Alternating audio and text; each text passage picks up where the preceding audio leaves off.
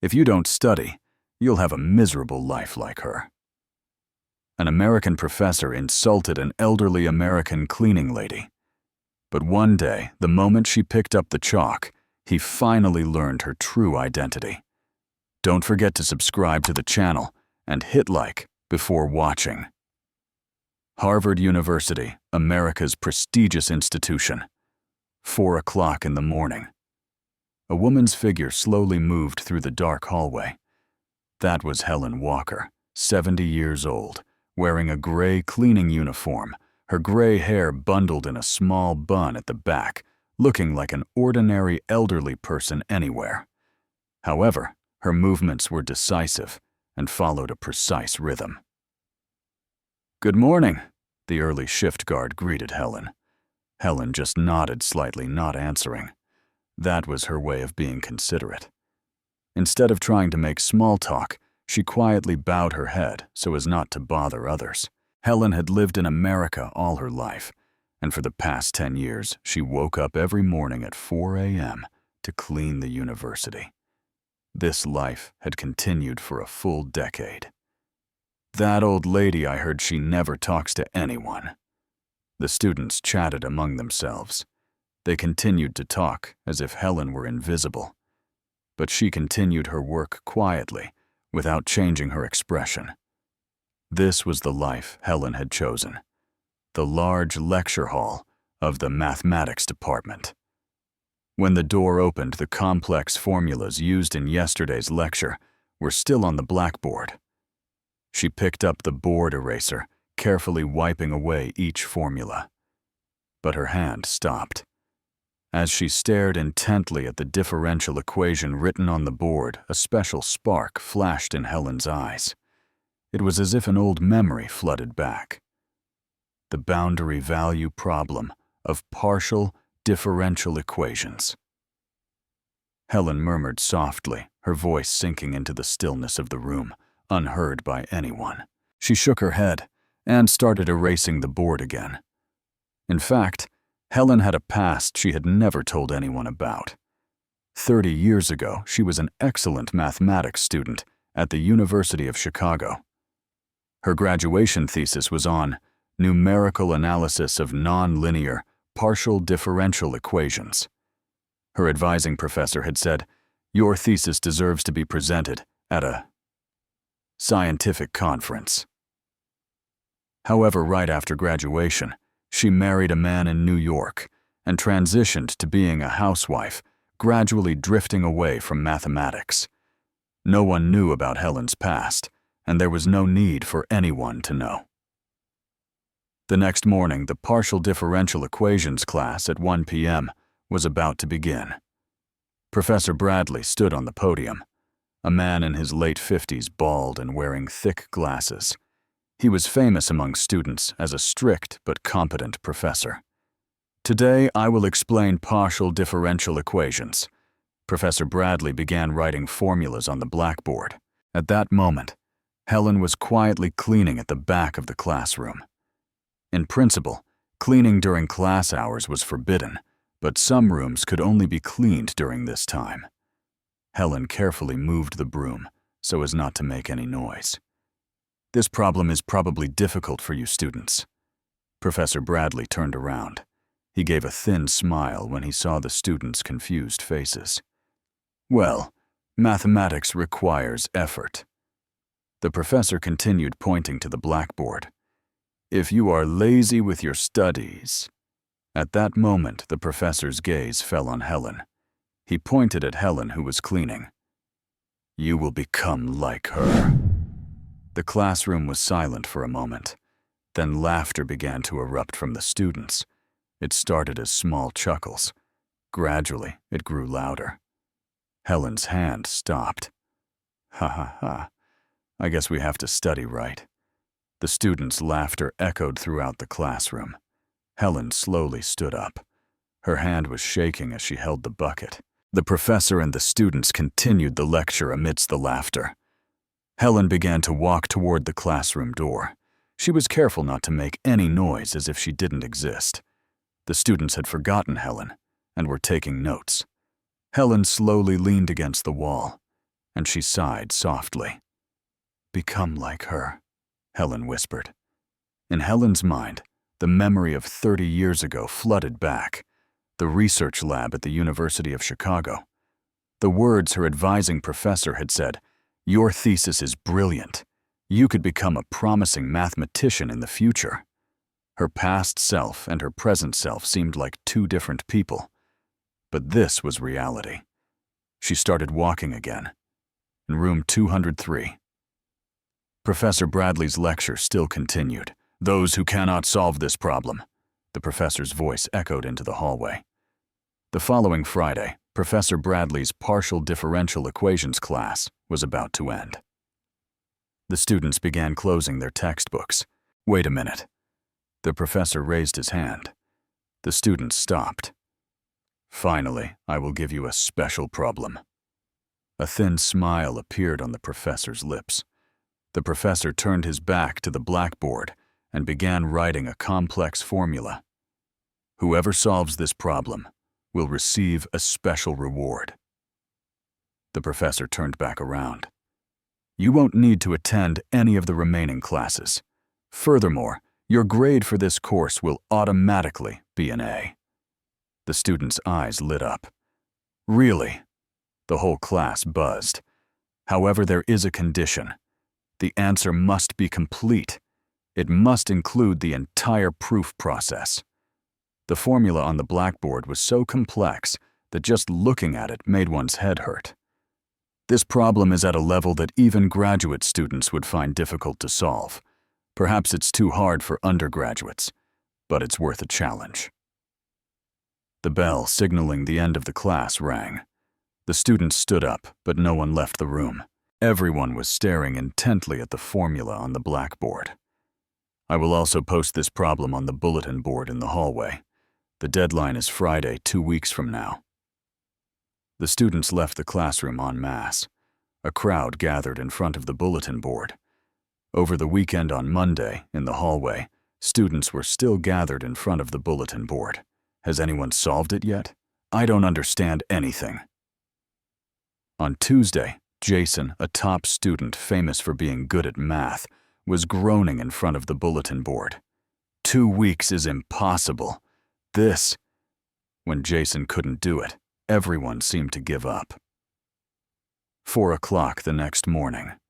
Helen appeared in the hallway as usual, pushing her cleaning cart. The campus was completely silent with no one but the security guard. Helen took the mop and started cleaning the floor as usual, but something was different this morning. As she walked past the bulletin board, Helen's feet stopped. She saw the paper with the problem written on it full of complex formulas. Helen carefully looked around, confirming no one was present. She stared at the problem paper. 30 seconds, 1 minute, 2 minutes passed. Helen's hand began to move. She took out the chalk she always carried in her pocket, a habit from her student days, and began writing the formulas on the empty wall next to the bulletin board. Slowly at first. But then the speed gradually increased. Helen's hand moved without hesitation, as naturally as a musician reading a familiar score. Complex formulas flowed one after another onto the white wall. The tip of the chalk slid so fast that it seemed to glow in the dim hallway light. 15 minutes later, an entire section of the wall was covered with formulas, a perfect solution, including the entire proof process. Helen stepped back, staring at the lines of mathematics she had just written, and confirmed there were no errors. "Perfect," she murmured, but immediately she quickly regained her composure. This was not something she should be doing. She was just a cleaning lady. Helen picked up the mop and continued her work as if nothing had happened. She left without glancing at the wall, even once more. 8 o'clock that morning, as students began pouring into the hallway before the first class, they noticed something unusual. "Hey, look at this!" Jason pointed at the wall and shouted. The students immediately gathered into a large circle. All were speechless when they saw the dense and complete lines of formulas stretching across the wall. Someone solved it! No way! Has this actually been solved? Excited voices rang out. A group of graduate students from the math department also rushed over. They stood stunned, eyes wide, as they read each line of symbols. This is incredible! Sarah, a graduate student, said, her voice trembling with amazement. 9 o'clock in the morning. Professor Bradley appeared in the hallway. He noticed the unusual crowd and approached. What are you doing? Professor, someone solved the problem, Jason reported excitedly. The professor looked up at the wall and began checking the formulas. At first, there was the familiar indifference, but just a few seconds later, the expression on his face completely changed. He frowned, then his eyes grew more serious. This, he muttered. His face turned pale. It's correct. The professor's voice rasped. Who did this? The hallway was empty last night. The professor turned to look at the students. Does anyone know? We don't know, Professor. We saw it when we got here this morning. I was at the library until 11 last night, and there was nothing here then. So someone showed up in the middle of the night, the students murmured amongst themselves. There was no signature on the solution. There was no indication of who had written it. The security camera didn't cover this angle. The professor held his head. But Professor, this is truly brilliant, Sarah said excitedly. I hadn't even thought of this approach. The professor looked at the wall one more time, feeling a chill run down his spine. Is there a genius like this hiding in the university? He held his breath. Immediately afterward, he called the lecturers in the math department. Hello, Professor Patterson. Were you at the school last night? Did you solve the problem on the bulletin board? But all the answers were negative.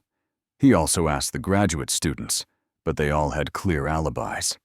Furthermore, none of them were capable of solving a problem at this level.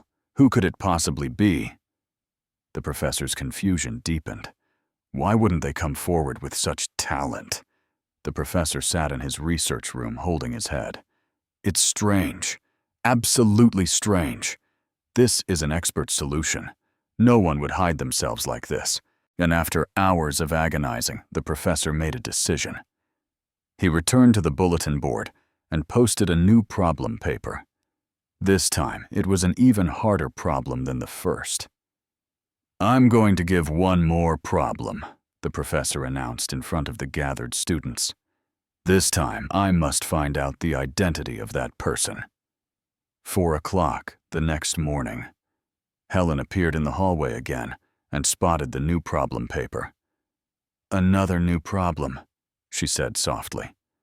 Helen looked around, confirming no one was there. The new problem was even more complex. Helen stared at the problem and sighed softly. This looks like it will take some time.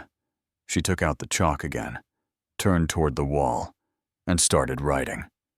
This time, she spent 25 minutes carefully writing the entire solution. The complex proof process was fully and logically described. When finished, she checked each line again, then nodded with satisfaction.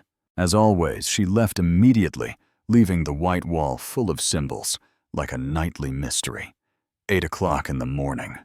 The students were astonished again. It's solved again. No way. This time, the solution was equally perfect. Professor Bradley rushed over to check. His face once again became serious. Who could it possibly be? It's impossible to have two perfect solutions like this. The students began to speculate. It must be someone in the math department. But the professor said they all have alibis. Just then, a student standing behind the crowd raised his hand. Actually, I recorded a video. Everyone's eyes turned to the student. Video. The professor turned around. Yes, yesterday when the first answer caused a sensation, I was curious, so I hid my phone in the hallway to record. The student started making noise. Did you catch the person? Show us right now. The student took out his phone and played the video. On the screen was the dimly lit hallway at 4 o'clock in the morning. "Here they come." He pointed at the screen. A figure appeared. A woman pushing a cleaning cart. "It's the cleaning lady," a student blurted out. In the video, Helen stopped in front of the bulletin board, looked around carefully, then took out the chalk and started writing formulas on the wall. The students held their breath. The professor held his breath. They watched her write without hesitation, without needing to pause to think, like a long-time expert in the field. After 25 minutes, Helen put the chalk back in her pocket and left. The video ended. The space froze for a few seconds. No one said a word. "The cleaning lady," Professor Bradley murmured. His voice was trembling. The students also couldn't believe what they had just witnessed. "But why? Why could a cleaning lady solve problems like that?" The professor's head was spinning. "Who on earth is she?" The next day, Helen was cleaning as usual when Professor Bradley appeared. "Helen Walker, can you spare me a moment?" Helen was surprised. He knew her name. "Yes? What is it?" Helen replied with a worried look. The professor immediately led Helen into a classroom. The student who recorded the video, Jason and Sarah, were already there. Helen nervously sat down in a chair. "Who are you really?" the professor asked with a serious expression. Helen immediately guessed what had happened. She quickly stood up, bowing deeply. "I'm sorry. I truly apologize. I took the liberty of writing on the wall. I won't do it again. I deserve to be disciplined. I'm just a cleaning lady. No, I'm not angry at all." "Huh. Why could you solve those problems? That's what I want to know." Helen hesitated for a moment, then spoke slowly. "I once studied math at the University of Chicago." The whole room gasped in surprise. "The University of Chicago? You studied math there?" Helen looked distant. "I also submitted a thesis." The professor's expression changed abruptly. He opened his eyes wide. "That thesis. Don't tell me." Helen looked up. "You know it." The professor jumped up, his voice trembling. "The Walker thesis. It is the foundation for my field of study. Could the author be—" The students were confused, not understanding what was happening. Professor Bradley bowed deeply to Helen. "I am so sorry. You were in a place like this, and I had no idea." But then the professor continued to ask, with a voice unable to suppress his curiosity, "But why are you doing cleanup work? That's such a waste." Helen hesitated for a moment. She clenched her hands, then slowly explained. "Actually, I didn't have time because I had to take care of my husband. The cleaning job had the most flexible hours, so I chose it. After my husband passed away, I didn't have the courage to return to the world of mathematics." Professor Bradley looked at her with sincere eyes. "It's not too late. Let's get back to doing math." Helen quickly waved her hand. "I'm just a cleaning lady, professor." That time has passed. But the professor's excitement did not diminish. "No, that's not it. You are a great mathematician." After hearing Helen's entire story, the professor was so moved that tears nearly welled up. "Helen Walker, you should not let your talent be buried." The professor stood up, his face full of determination. "Attend the mathematics conference that will be held in 3 months." Helen looked up in surprise. "What conference?" The students began to buzz, almost holding their breath. "Is it?" Jason quietly asked. Sarah jumped up. "The International Congress of Mathematicians." "That's right," the professor nodded. "The International Congress of Mathematicians will be held in Boston this year." The students gasped. "The International Congress of Mathematicians, full of the world's most famous mathematicians? Helen Walker is going to a place like that." Helen shook her head repeatedly. "No way. I am not the person who should appear there. I've been away from research for 15 years, and I'm 70 years old. How can I stand in front of that crowd?" Professor Bradley knelt down in front of Helen. "Helen, please listen to me. You are a person the world should be seeing." The atmosphere in the room went silent. When I saw that solution on the wall, I trembled. Your mathematical intuition is not inferior to any top researcher, even though you had a 15-year interruption. Age is not important. Mathematics has no age, no gender, no limits. Helen was still confused. I don't speak fluent English when presenting. Moreover, Sarah immediately interrupted, full of enthusiasm. Helen, that's the most amazing thing I've ever seen. I'm a graduate student, and I don't even have the chance to present at an international conference. Jason also nodded almost reverently. I didn't even know the solution on the wall was yours. The professor continued, if you present your research paper, it will shake the world mathematical community. You are a genius, Helen. A long silence ensued. In Helen's eyes, a small light began to flicker, the light that had been buried for 15 years. A few days later, the video of Helen writing formulas on the wall suddenly went viral on social media. The image of her holding chalk, writing as fast as the wind, was sped up and reposted everywhere. The next morning, the video reached over 100,000 views. The comments were full of astonishment. Unbelievable. A wasted genius. Harvard has a cleaning lady like this. A few more days later, the number of views exceeded the 1 million mark. The video appeared on television and newspapers and on national social media. Harvard's cleaning staff is an anonymous mathematical genius. Helen became famous overnight. But the joy did not last. The Harvard Board of Directors held an emergency meeting. The board chairman looked angry. This is a big problem. A person who is neither a student nor a faculty member took the liberty of writing on the wall.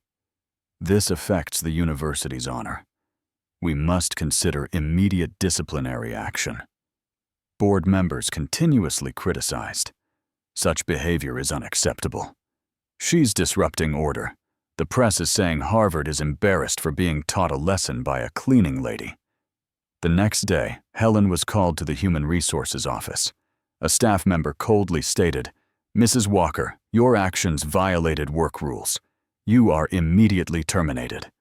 Helen trembled and said, "I apologize. I didn't mean to. I'm truly sorry." "No, this is the final decision." Helen bowed her head, accepting her fate. Just then, wait. Professor Bradley rushed into the Human Resources office, practically shouting, "It's all my fault. I sincerely apologize for ridiculing her in front of the whole class." The professor bowed so deeply that his forehead nearly touched the ground. "Helen did nothing wrong. I was wrong." The Human Resources staff member remained unmoved. "Professor, you are also under disciplinary review. The school's reputation has been damaged." The professor argued fiercely. "Helen Walker is a genius. She is a treasure of this university." The board chairman burst out. "A cleaning staff is still a cleaning staff. She must know her place. Vandalism of school property cannot be tolerated." Professor Bradley stood up, almost roaring. "Talent is not related to age, profession, or background. You are losing the spirit of academia. If I can't protect Helen, I will resign." The whole room was in chaos. Some board members began to waver, others remained firm. The whole world is watching. But the rules must be upheld. Harvard's credibility is at stake. The meeting lasted until midnight. Helen's fate was still undecided. The day after the meeting, Professor Bradley came to Helen's simple apartment. "Helen, let's rewrite the thesis together, shall we?" Helen was confused. "But I've been fired." "That decision is not final yet. We must prove your talent to the whole world." Swept away by the professor's enthusiasm, Helen nodded softly. In her small apartment, old math books were piled up. Helen opened a drawer and took out thick notebooks. "Actually, I've been secretly researching for the past 15 years. Every night after cleaning, I calculated on my own." The professor's eyes widened as he opened each notebook.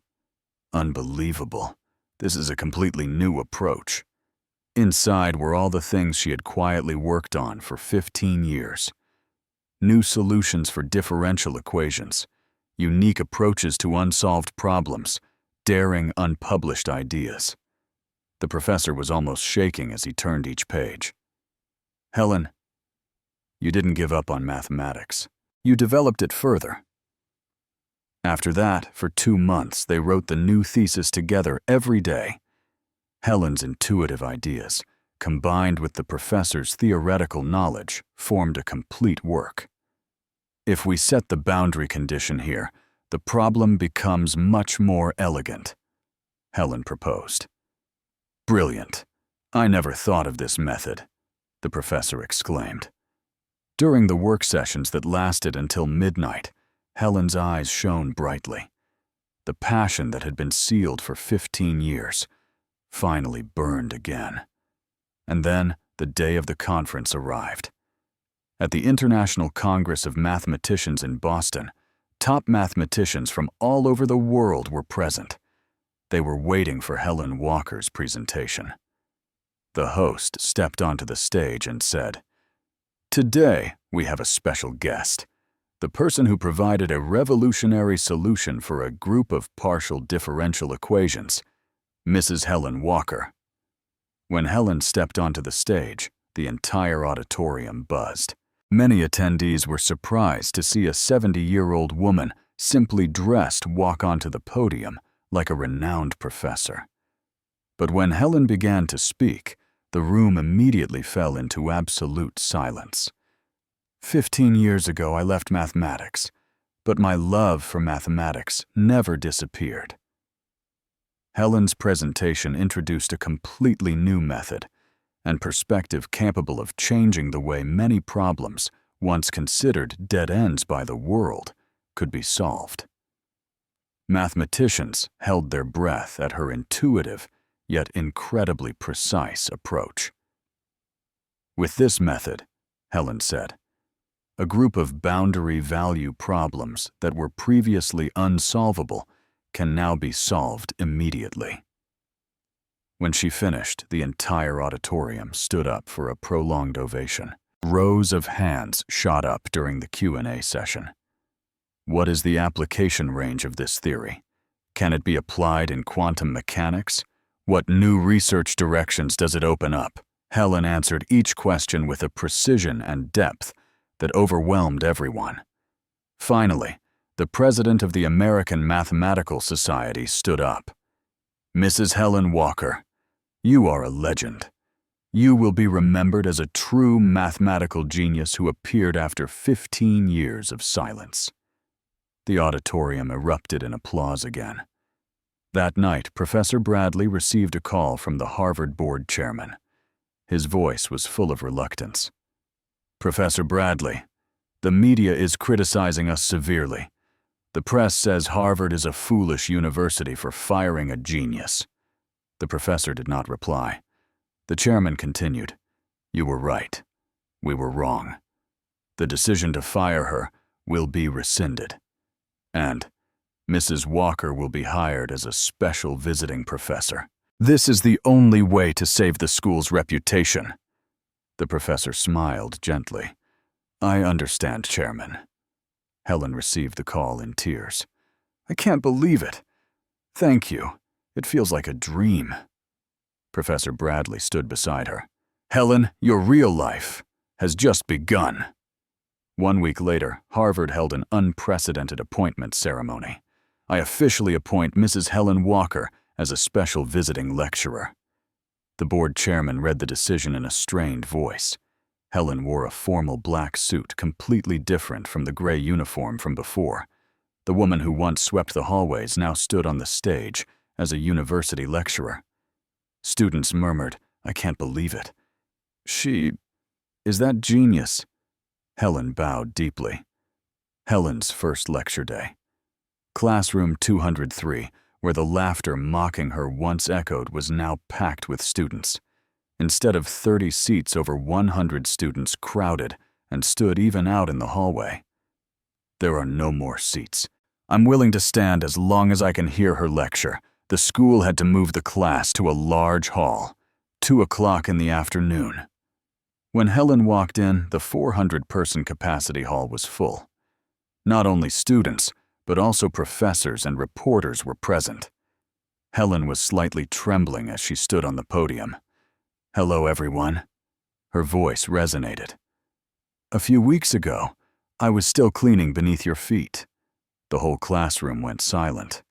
"Honestly, I never dreamed that a day like this would come." Helen turned toward the blackboard, picked up the chalk, and wrote in large letters, "It is never too late to pursue a dream." Students watched, holding their breath. "I am 70 years old," Helen said, turning back to them. "I have been away from mathematics for 15 years, but if you don't give up, the opportunity will surely come." A student in the front row burst into tears. "You gave me courage." As someone who once used age and circumstances as reasons to give up, Helen continued, her voice choked, "Especially the moment I was ridiculed right in this classroom." Many students lowered their heads. "That was the moment that woke me up. I realized that my life should not be decided by the judgment of others." Then Helen turned back to the board and began her lecture. "Today I will talk about the theory that I have quietly researched for the past 15 years. The whole room fell into respectful silence. At the end of the session, a student raised his hand. "Professor, can you forgive us for laughing at you?" Helen smiled gently. "Thanks to you, I found myself again. I am grateful to you." Warm applause filled the classroom. After the class, Helen stayed alone in the room. She looked at the writing on the board. "It is never too late to pursue a dream." "Is it really never too late?" Helen whispered. Outside in the hallway, students were still discussing excitedly. That was an amazing lecture. "So, moving, I wanted to cry." The woman who was once seen as invisible was now Harvard's most famous professor. 3 months later, Helen's class received registrations from all over. Thousands of live stream registrations poured in. Speaking invitations arrived from universities all over the world. Helen Walker's name shone brightly again in the world of mathematics. In one lecture, Helen saw a familiar face. Professor Bradley sat in the front row, diligently taking notes like a student. After the class, he approached Helen. "May I ask more about how you set up the boundary condition?" Helen smiled. "Of course, Professor Bradley." The person who once ridiculed her was now her student. As the sun set, Helen walked through the campus. The math department building, the bulletin board, classroom 203 all appeared before her eyes. The places where she once walked like a shadow were now where she belonged. "I feel like I can finally say that I belong here," she whispered, looking up at the sky. A gentle breeze blew through her gray hair. A new life began at 70 years old. It truly is never too late. Helen's footsteps echoed on the Harvard campus at night, confirming a journey that had just ended and a new one that had just begun.